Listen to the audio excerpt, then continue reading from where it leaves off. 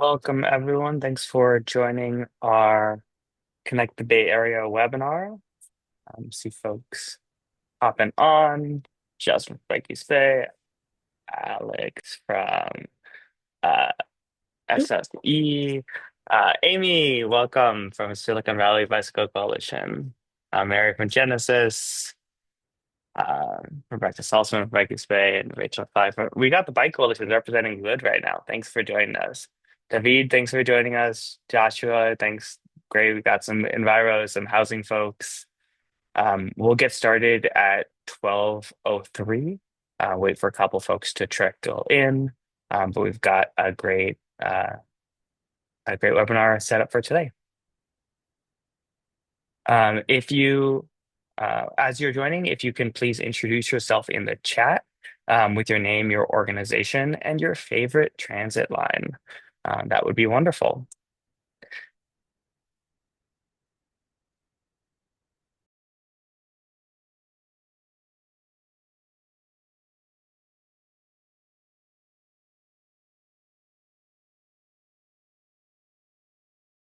Michael, thanks for joining us.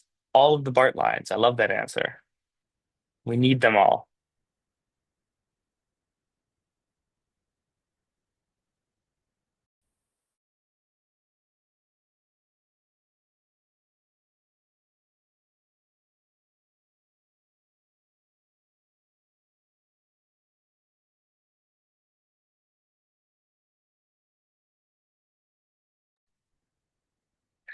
Hey, Caitlin, thanks for joining.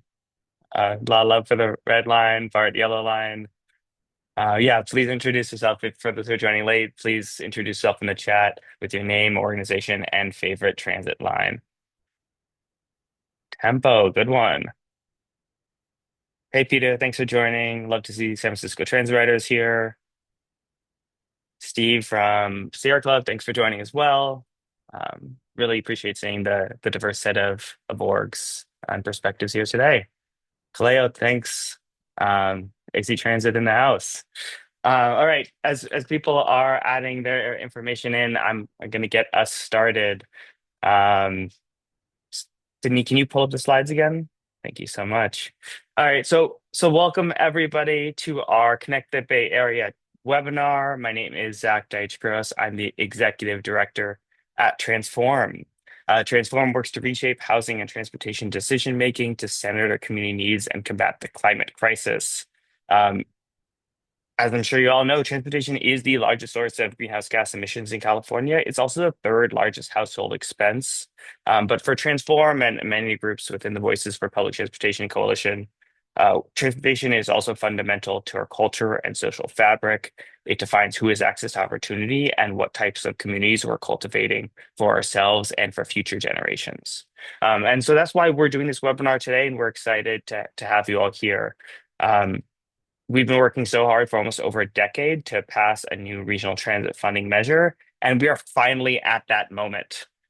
So today, we've got a powerhouse set of speakers to talk about the webinar, or on this webinar to talk about the regional transit measure, why it's so important and fundamental to saving public transit in the Bay Area, and how it fits in our broader vision of building a thriving, sustainable, and equitable Bay Area.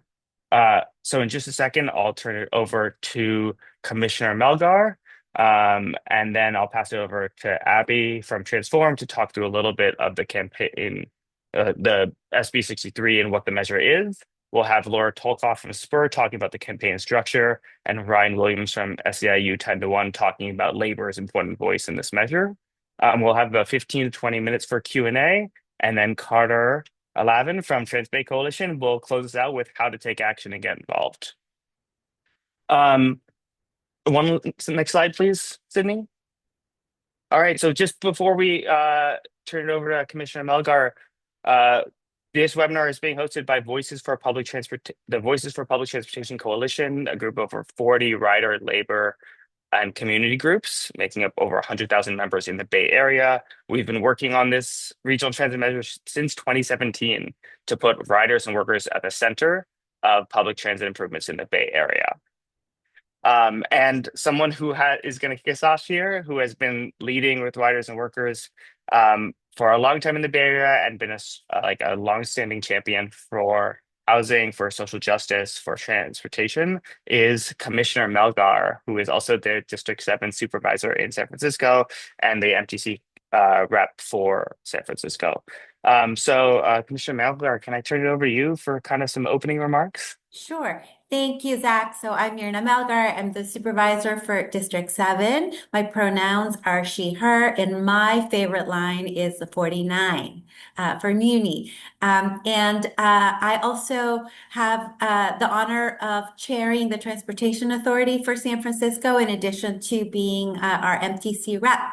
And this year has been a pretty exciting year. It's also been a difficult year because disagreeing with friends is always harder than you would think. And the fact that we were successful in negotiating a measure that works for everyone is a testament to how committed we all are to this regional effort. So, in the conversations that we have had at the MTC, we recognize that every single transit agency in the Bay Area is in trouble financially post-pandemic. We have all lost riders, and that those transit agencies are crucial to all of our dreams. First, our climate action goals, of course, but there's no equitable economic development or potential for solving the housing crisis without functional transit agencies. The workers who deserve to have security in all those transit agencies are important, as are the ways that people get to their jobs through those transit agencies. So we started the conversation with a great partnership with Senators Weiner and Arreguín, who represent San Francisco and Berkeley, but then everybody was involved. All of the staffs of the transportation agencies, the transportation authorities, labor, the advocates, and we crunched numbers and talked about trade-offs. And that was really wonderful because any one of us could have just said, we're going to go about this on our own. We in San Francisco could have floated, a sales tax increase. And also we recognize that without BART, Muni has a hard time surviving. Without Samtrans and Caltrain, Muni has a hard time surviving, and the other way around as well. So we are living during a time where we are interconnected and dependent on one another. I also want to, recognize the staff at MTC for doing a lot of the heavy lifting as well, because all of these conversations needed to have a place and a structure to them, and they provided that, and I'm really grateful. So this has had a lot of interest from the public. We received a lot of information in public communication from the advocates, from people out in the community, and I'm really grateful that we ended up in a place where we have all sort of agreed on a set of principles and the numbers and the framework going forward. So now comes the heavy lifting of actually getting this passed and to make sure that the voters of the 5 counties that are going to be, participating in this measure, recognize how important it is and how we are all in it together. And so it'll take all of us working together to make sure that we get there. Thank you for inviting me. Thank you for holding this space for everyone to weigh in and provide their expertise and their knowledge to this conversation. And thank you so much. Let's keep in touch because this is going to be a long but very, very important year. Back to you, Zach. Thanks, Supervisor Melgar. I'm actually going to pass it to Abby to kick off talking about the measure. So grateful for your leadership on this. Awesome. Thank you so much. So, hi everyone. My name's Abby. I'm the Transportation Policy Manager for Transform, and my favorite bus line is the One Bus in San Francisco. And I'm going to discuss the Connect the Bay Area Act and how important it is for our region. So transit helps our region run. It helps with economic growth, getting people to work, school, healthcare. Our Bay Area operators are critical for our region. But unfortunately, our Bay Area operators are in trouble. Several of our major operators are facing deficits this year. Next slide, please. Including Muni, who has a deficit of 322 million, BART 355 million, Caltrain 65 million, and AC Transit 51 million. Next slide, please. So these are massive deficits, and if they're not filled, could have catastrophic effects on our region. For example, if AC Transit is not able to fill their deficit, they would have to cut almost 40% of their service. If BART is not able to fill their gap, they would have to eliminate lines and weaken service. If Caltrain cannot fill their gap, they'd also have to eliminate weekend service.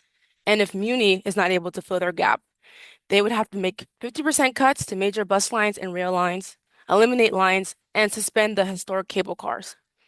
This, of course, would have negative downstream effects to the economic recovery of the Bay Area. People would not be able to get to their doctor's appointments, social activities, and schools.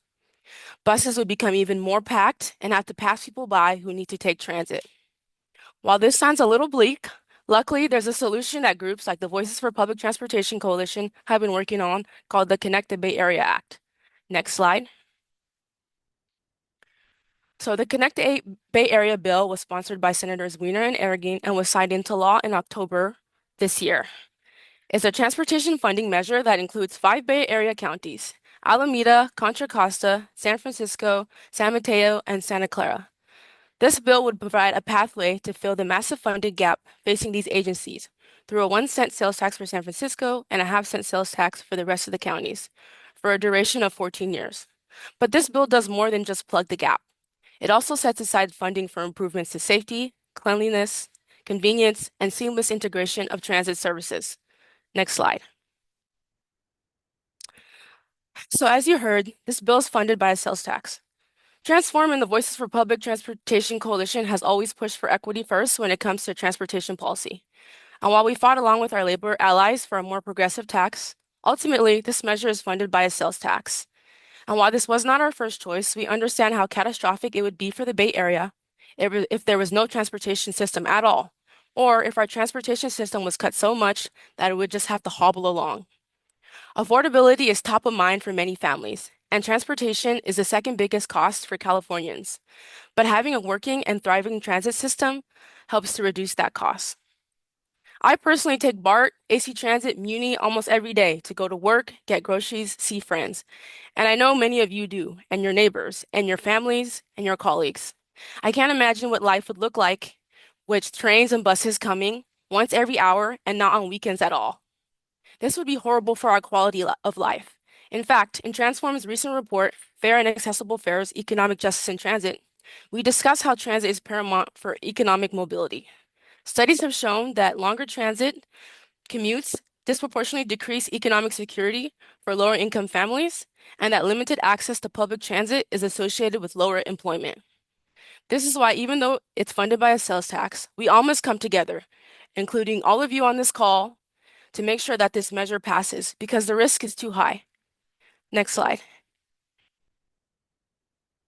In a recent poll done for MTC, over 84% of people felt that transit was important to the Bay Area. This is an increase from 2023, which shows that people's feelings and perception of transit in the Bay Area is headed in the right direction. Next slide. However, for a regional measure, support for a regional measure is still below the two-thirds threshold, meaning that this measure must be passed through a citizens' initiative. With this in mind, it's very important that we all come together to make sure that this measure gets on the ballot and then passes. So how can we make this all happen? Well, next up, we have Spur's Laura Tokov, who will be discussing the campaign. Next slide, please. Thanks, Abby. Appreciate that background. Hi, everyone. I'm Laura Tolkoff. I'm the Transportation Policy Director for Spur. Spur has been working on a number of transit funding initiatives basically since 2020, including the passage of SB 63, and now the campaign for Connect Bay Area. Next slide, please.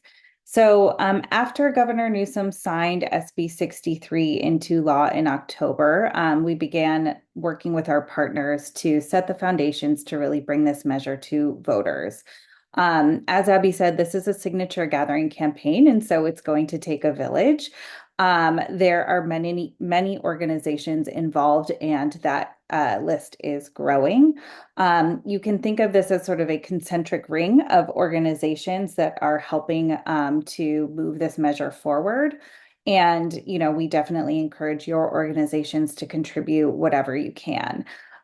Nobody will be turned away. So currently, the organizations that are really steering this effort are the Bay Area Council, SAMCETA, SEIU, ASME, and SPUR, along with a group of organizations that are leading our community activation efforts. Those are Seamless Bay Area, Transform, the Trans Bay Coalition. We have Carter Here Today, and the Transit Riders Union.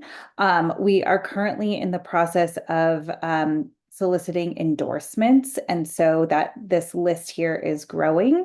We're really pleased to have a large number of elected officials and organizations who are already supporting the measure because so much has really been developed through a consensus-based process over the last legislative session, and as Supervisor Melgar mentioned. Next slide, please. This is sort of a diagram of how we are organizing. The specifics don't particularly matter here. I think the bigger picture is really thinking about this lower right-hand corner. We are moving ahead on fundraising and developing a communication strategy for all 5 counties. We have Ryan here who's really leading the work on engaging our labor partners across the Bay. And we have this community activation team, which really is consisting of a few different things. One is really volunteer recruitment and training. This is a signature gathering effort, and it is across a 5-county district. That's a really big effort, and there's no way we can do this without a large number of volunteers who are willing to knock on doors, who are willing to connect signatures, and who are willing to host their neighbors and friends to talk about the measure. We have county leads. So if you want to host an event in maybe maybe you want to ask your city council member to host a study session about the event. Maybe you want to host a house party about it in your county. You can reach out and we'll have this on a next an upcoming slide, but you can reach out to hello@connectbayarea.com. They will route you to one of your county leads. So for instance, Abby and Zach are the county lead for Alameda. I'm the county lead for Contra Costa. And we will help you kind of schedule a presentation or whatever else may be useful. And we also are working on endorsements, both organizational endorsements and endorsements from individual elected officials. So there's a lot of work that is already up and running so that we can really start off with a successful signature gathering campaign so that we qualify for the ballot. Next slide, please. And this is that timeline that we're working on. So as mentioned, Governor Newsom signed the bill into law, which enables us to move forward with the effort to put this before the voters. That was in October. We're currently fundraising and working towards fundraising for the signature gathering campaign, and also just spreading awareness about the fiscal pressures that are facing transit agencies and what it would mean for the Bay Area if they collapse. We intend to start signature gathering in January of 2026. And we have 5 months to collect all the signatures that we need across the district. We need, so luckily we are working at the district level, so that gives us also some freedom. We don't have to get exactly percent plus one votes in every single county, but across the district. And same thing, our the signatures that we need in order to qualify is also across the whole district in total. But that's going to be a big effort that will take everybody. So again, if you want to volunteer for that, we are we are definitely looking for volunteers. In June, we have to submit the signatures for verification so that we know if we will qualify for the ballot in July. And if we qualify for the ballot, then we will really be entering our campaign mode from July through November of next year. I think next slide, please.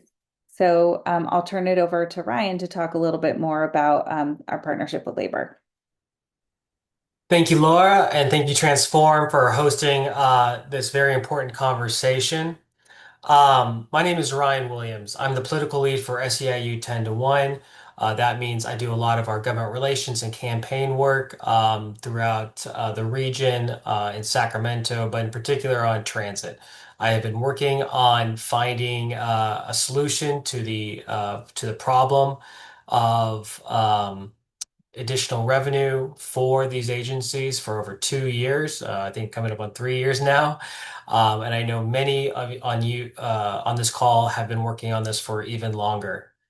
I will again also want to thank Supervisor Melgar for being on the call and so many different organizations, including the Trans Bay Coalition and Carter and Laura at SPOR for everything they have done over the many past several years, working together in coalition to again address the major problems. SEIU 10 to 1 represents several thousand members at BART and SFMTA, but I also want to highlight that there are over 10,000 members part of labor at the different transit agencies in the five-county region from VTA, Caltrain, AC Transit, and then SFMTA and BART, and some of some of the smaller districts. Let's remember that this is a crisis that started with COVID and uh, the we're starting of remote work. These agencies, in particular, BART and Caltrain, were set up to pay for themselves. And we've heard time and time again, like, why can't BART or Caltrain just, raise prices? Why aren't they profitable? But because they were set up like this, over 70% of their revenue came from ticket fare. This is vastly different from other states where there is state funding that subsidizes transit because it is a public good. To get people off the roads helps the economy move. It helps everyone move during rush hour, and it helps our environment, helps the air, and it helps quality of life. BART receives about 5% of its funding historically from the state. So this is the problem that we're trying to solve. And this measure is just one step in that long process of finding that additional state funding, additional resources for public transportation in the Bay Area. I want to emphasize the consequences of not if this measure were to fail. Number one, the cuts to service. We those were already mentioned on the call, and that is almost like a best case scenario. There is tremendous just base level operating funds that are needed. You are looking at a BART that may only go from Oakland Airport to SFO once an hour. You are looking at the closure of many of the outlying stations. You are looking at the potential, death spiral at Caltrain and BART in a worst case scenario. This is, and it's not just like the agencies themselves. Think of the consequences if people cannot get into San Francisco. There are too many choke points with the peninsula, the bridges. We can't drive our way into San Francisco. We've all been in those huge traffic jams when BART unfortunately has shut down or on like a major parade day. You cannot drive into San Francisco. Thus, like the San Francisco economy, which is still hurting from the lack of like return to office work and remote work, and the decline in some tourism, it would go into a recession. You probably would see that also in Oakland. San Mateo, 2/3 of the workers in San Mateo come in through from out of county. That would drastically be impacted by, the reduction in services. So our entire economy would suffer. And that is a reduction to services across the board, from parks to health and human services. You would see lower, sales tax dollars across the board. So we just have to think that transit plays such a critical role in our economy and to the services, that it supports indirectly. Last but not least, I mentioned this before, but because of the affordability crisis in California and in the Bay, workers in San Francisco and Oakland have been pushed farther out, to where we have, thousands upon thousands of members that commute into the city. So the governance of San Francisco, San Mateo, Alameda, Oakland also would be drastically impacted by the ability of the workforce to even get to work.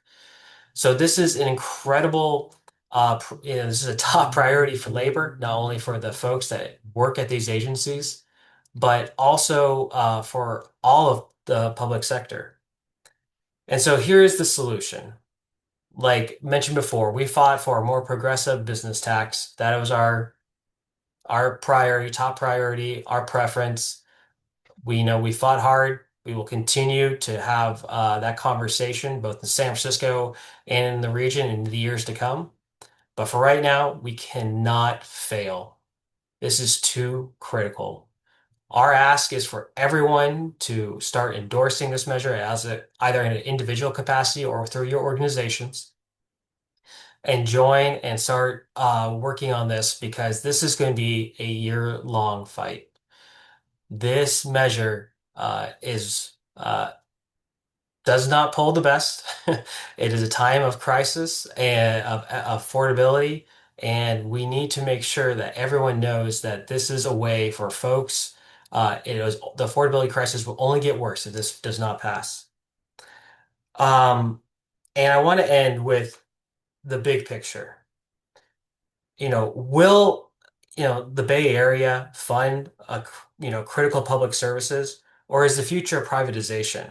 Our tech friends are already waiting in the wings to reinvent the bus, but it's not the bus as we know it. It is a private shuttle costing 4 to 5 times more than what Muni charges right now.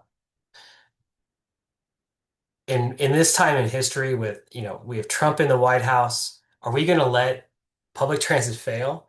The Bay Area is supposed to be the example of good governance that works, that addresses problems. And we have this opportunity right now to show that we can do this. We can rise to the challenge. And like I said, this is one more step in the path that this is going to be a decades-long conversation and fight to find sustainable and robust funding sources for public transportation. And this is just one more step, and we cannot fall off that path. So I want to thank everyone for being here. Thank you for partnering with labor, and I'll turn it back to Transform. Great. We're going to have Carter up next to talk about how you can get involved and take action. Great, thank you. Thanks everyone, and I think there's a next slide ahead Yeah, for some of next the slide. stuff. Yeah, so I'm Carter Lavin, he, him. I'm with Trans Bay Coalition. So we are grassroots transit advocates in all 9 of the Bay Area counties. And so one thing, as we're talking about what needs to get done, there's a lot of people in the Bay Area. There's a lot of groups in the Bay Area. There's a lot of stories about this. What this means, although we are united in our need for affordable transportation, easy transportation, clean air, workable communities, all this good stuff.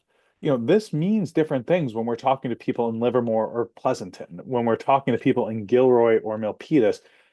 We are united in the fight, but when you're talking to someone, we need to localize this. And so I don't know if my next slide's there, but or not. But one of the big things that we need your help with, first and foremost, is making sure that we're getting the story out to as many different groups as possible. So our coalition has already done about a dozen. There we go. So we're already flyering and tabling at a dozen or so events across the 5 big Bay Area counties.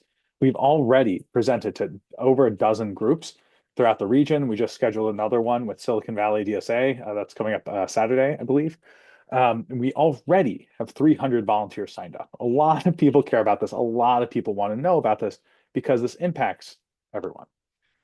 We have more flyering coming up. We're going to do a lot more social media storytelling because this story has so many nuances. There's so many twists and turns to this. There's so much of what this means, and we need to get that word out there. And a big part of that is helping create talking points and graphics and events and things like that. And so, as we go to the next slide, for some of you here, you might be, I guess we'll go to, and so for some of you here, you might be thinking, okay, cool, this is good. I feel this nebulous, this seems important, but what does this mean for my group? Or how am I supposed to talk to my members about this or my allies about this?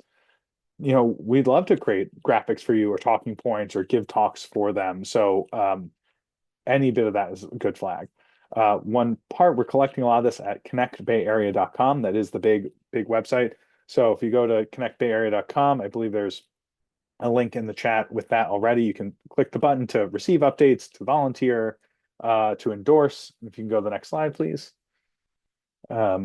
We have a couple of big things. I'd like to think of it as there's a lot going on. I like to think of it as there's really only one thing that we need to do, which is to talk to every single person in these counties about how this matters and get them to care about it. That breaks down into a couple other things. The standard activities, that is the like any group, anywhere we need it, let's do it. One, endorse the effort is extremely helpful when we're going and I'm talking to Silicon Valley DSA, this Saturday, or the campaign's talking to them. It's nice to be able to say, oh, and here's 12 other groups in this area or 5 other groups that you care about who endorse this. A lot of people care about this, and it's helpful for people to hear that it's like, their friends, their colleagues, their coalition members agree. So please endorse through the link. The other part is recruit volunteers. That might be people in your network who are interested in helping out. There's any number of ways to help out. We need more and more people because 5 counties is a lot of area. And you all have big, robust networks yourself. So whether you are up for emailing your network about this, posting on social media, talking about it at some events you're hosting, inviting us to table at some of your events, we are here for it. So we're happy to put some volunteers tabling at your events. We're happy to get people up on stage, up on stage talking to your crew. Whatever you need, we're here for that. And if you want to write your own thing, that's wonderful. If you're like, no, you don't need us to send you something to copy and paste and send out. If you want to write your own thing, great. We'd love to help you with that. And then another really key part is helping identify groups for either us or for you to reach out to about presentations. This impacts everybody. Everybody. And because of that, we need to really do a lot of work to make sure we are finding the everybody throughout the region about this. The last thing that we want to have happen is come October, there's a person who says, you never talked to me, you never talked to our group. Oh, we talked to the North Oakland Business Improvement District, but we never talked to the South Berkeley Business Improvement District. Or we talked to San Ramon, but we didn't talk to Walnut Creek. There's just all these things. And so helping share lists or recommending things like that, that's extremely important. And then we have some special projects that are a little bit more time intensive. I think the short version. So we are working on getting short films out of people talking about transit and what it means for them.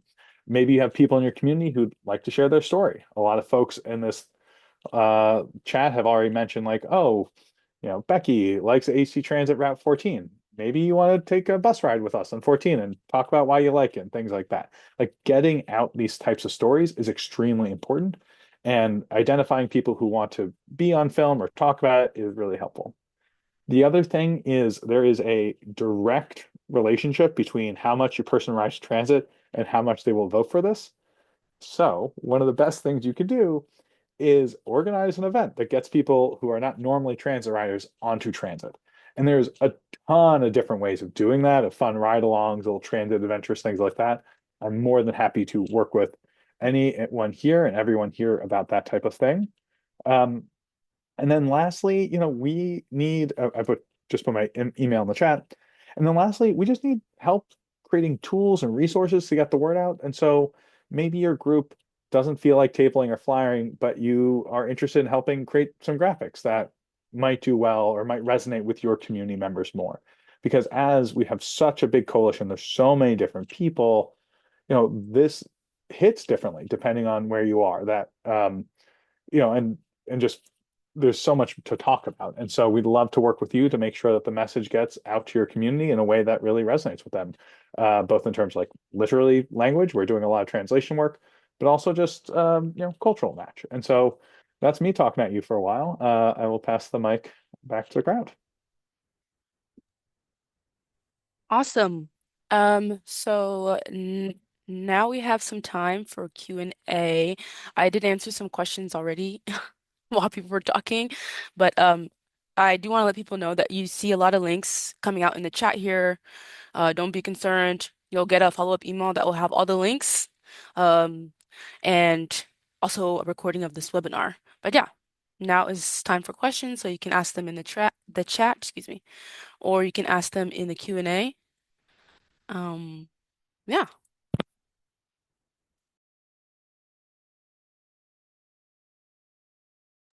Maybe we just did a really thorough job.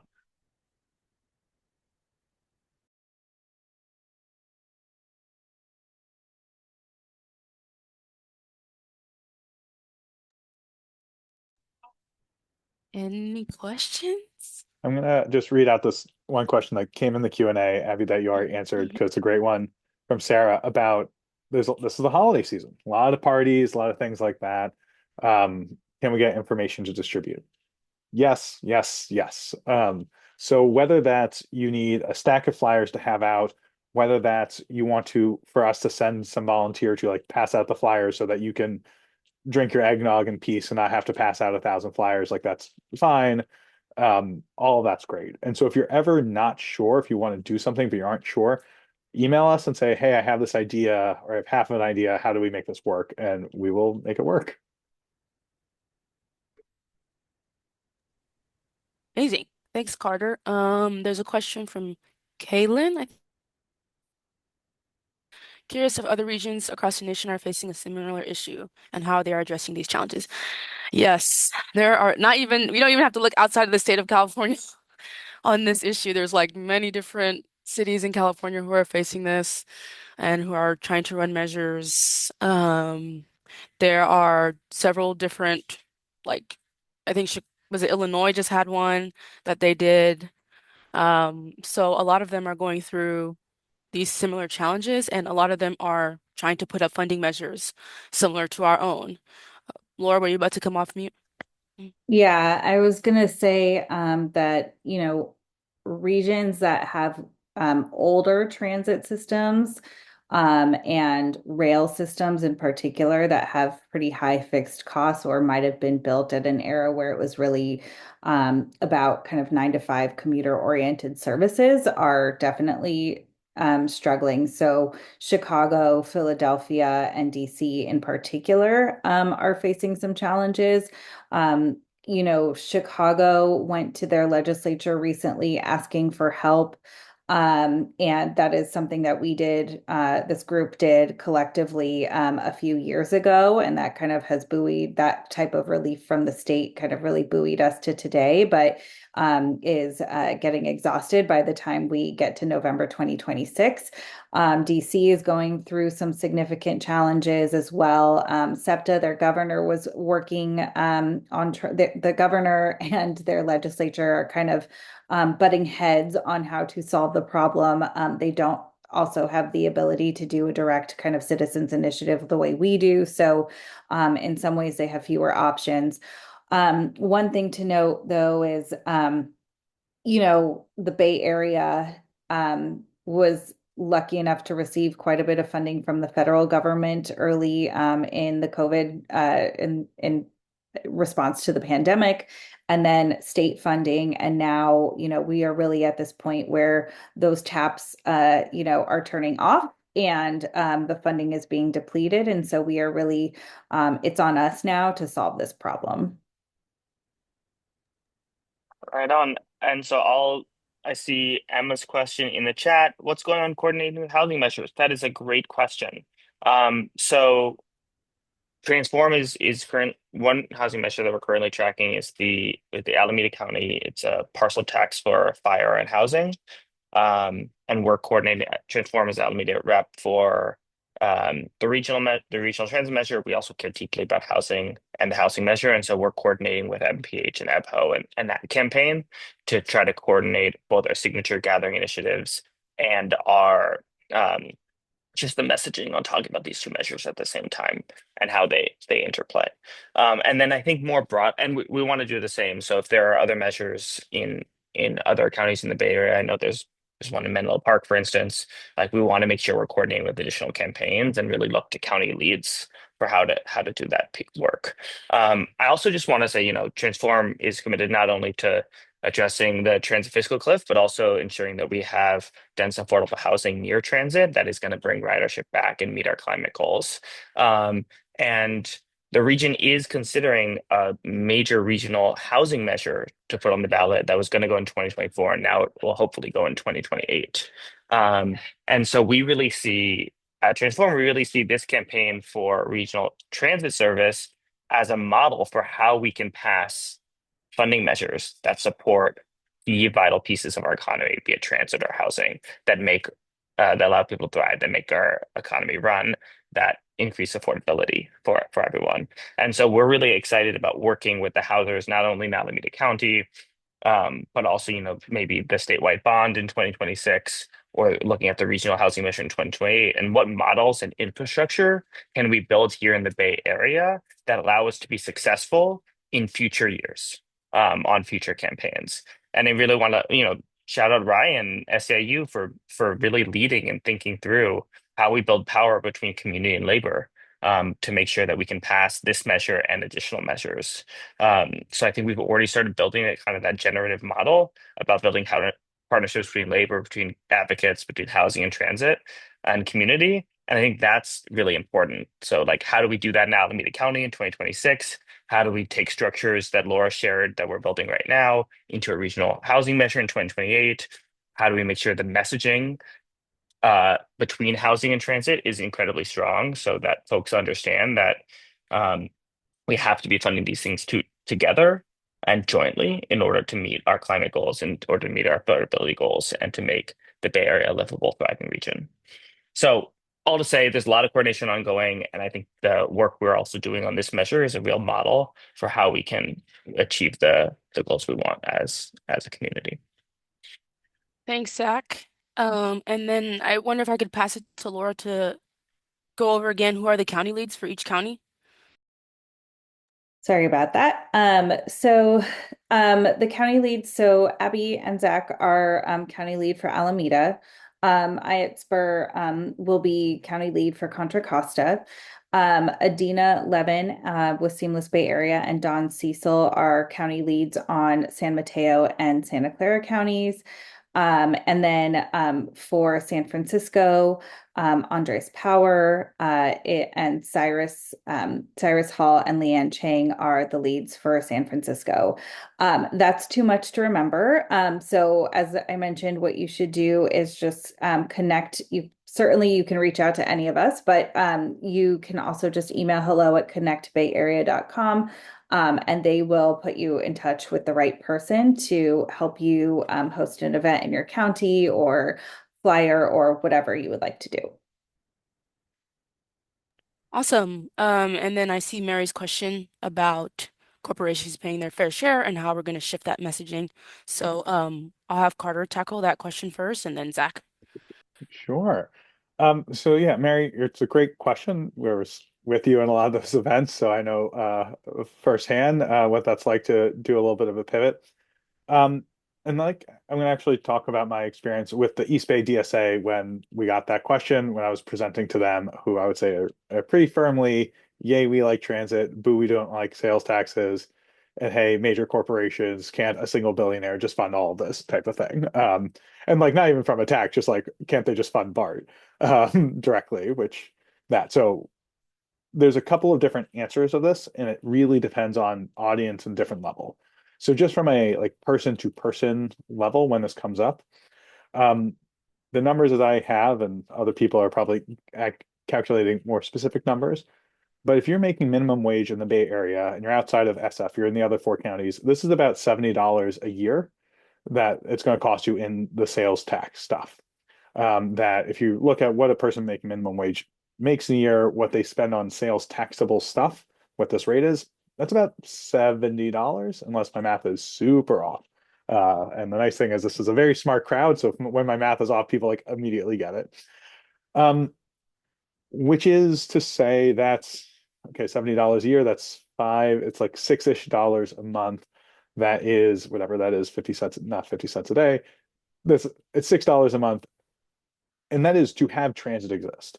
And so for some folks, when we're like just having the conversation about like what is the impact of this, with Clipper 2, you now get a free bus ride anytime you take BART. Like that is how Clipper 2 mathematically works out. Like if you're taking the bus to BART, that bus ride is free. If you're doing any transfers, that's free.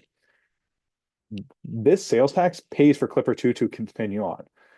It is extremely likely that a person who makes minimum wage and transfers literally will make money off of this measure. That is not the most satisfying answer, and that's a lot of math to get there. But like the average person who's making minimum wage living in the Bay Area makes more money off this, saves more than they will spend from this. So like going through that math for some people is really helpful, is really important. But like we are saying, does BART exist? Yes, no. $70 a year for all that stuff, not too shabby. The other part about that, go for it. So then the other part and this is like depending on audience and like as someone who was like presenting to East Bay DSA, one thing I like to talk about is like having the big conversation.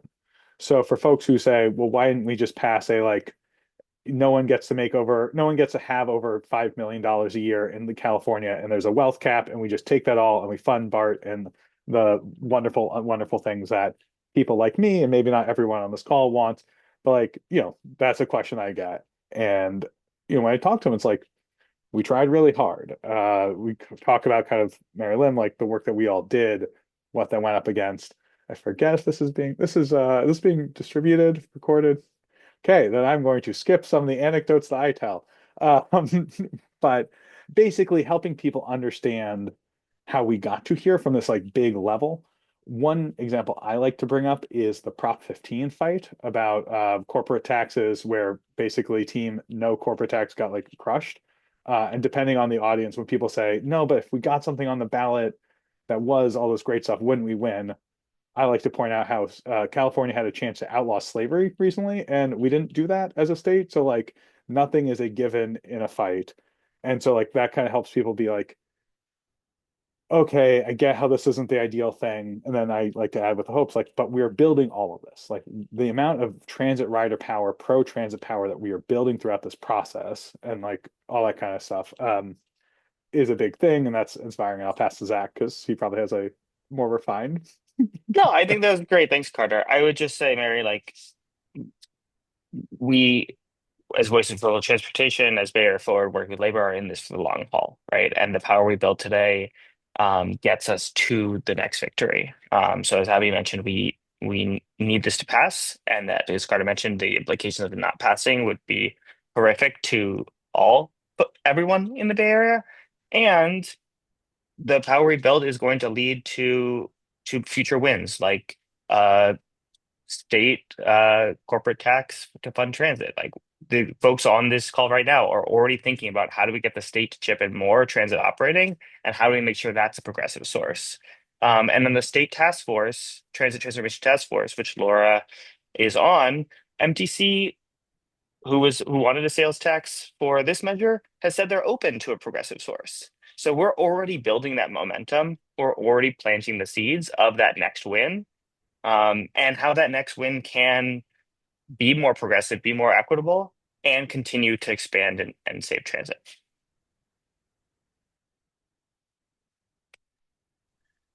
Awesome. I answered some questions in the chat, but the North Bay is doing their own measure, or at least a few of the counties in the North Bay are doing their own measure. That's why they're not a part of this measure. Ryan, did you want to say something? Sorry. Yeah, that's the smart reauthorization of their sales tax. That's going to be completely separate.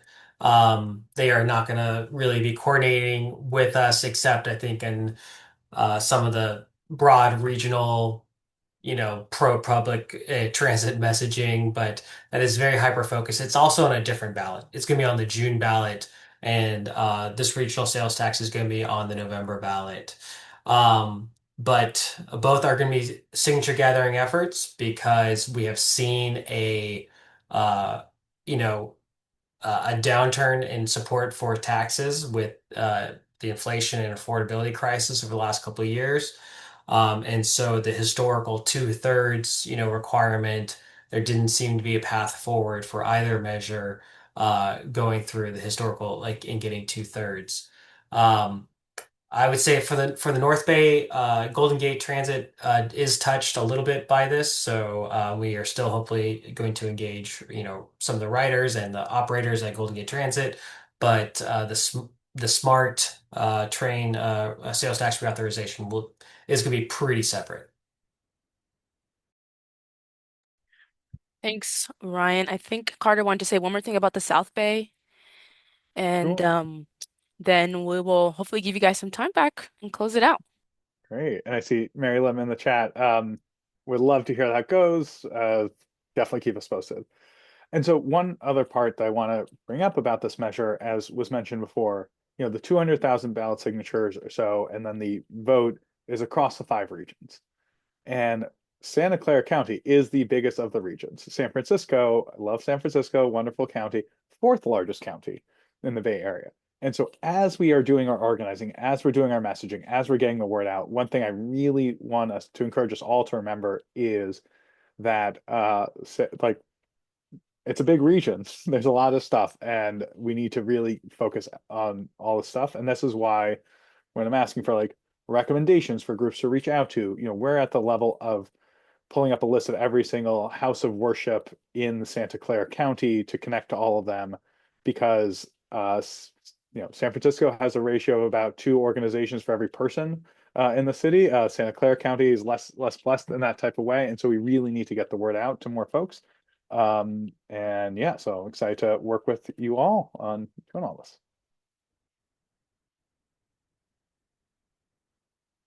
All right, I'm going to close this out. First of all, I really want to thank our panelists today for their time and for their leadership in ensuring that we are all aware of the opportunities and how we can save transit next year. And I want to thank all of you, RL Business, for being here.